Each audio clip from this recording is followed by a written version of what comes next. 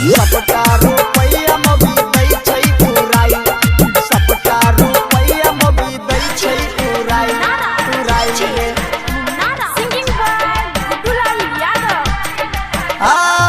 केतबो कमाबै छियै दिल्ली रे भाई रे, केतबो कमाबै छियै दिल्ली रे भाई रे, मौगी सबटा रुपैया दै छै उड़ाई रे, मौगी सबटा रुपैया दै छै उड़ाई रे। हाँ केतबो कमाबै छियै दिल्ली रे भाई रे, केतबो कमाबै छियै दिल्ली रे भाई रे, सबटा रुपैया मौगी दै छै उड़ाई रे, सबटा रुपैया मौगी दै छै उड़ाई रे।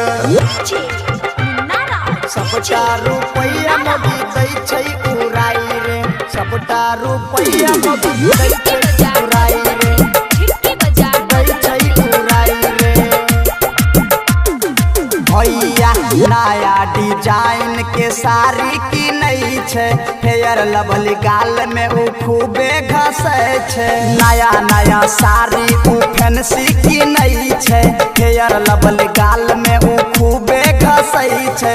चौक पे रोजे जाई के चबाबै छै पान रे, चौक पे रोजे जाई के चबाबै छै पान रे, मौगी सबटा रुपया दै छै घर से उड़ाई रे, मौगी सबटा रुपया दै छै उड़ाई रे।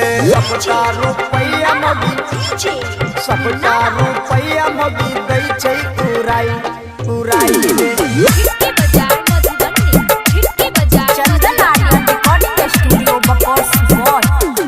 भैया हमर मौगी बहुते खचर छै, जाय किशोर संगे चलाबै चक्कर छै, हमर मौगी बहुते खचर छै, मोनू के संग में चलाबै चक्कर छै, चंदन गुड्डू संगे सुपल घूमे जाई रे, मुकेश के बात नहीं मानै छै भाई रे, सबटा कमाइल पैसा दै छै उड़ाई रे, मौगी सबटा पैसा के दै छै उड़ाई रे।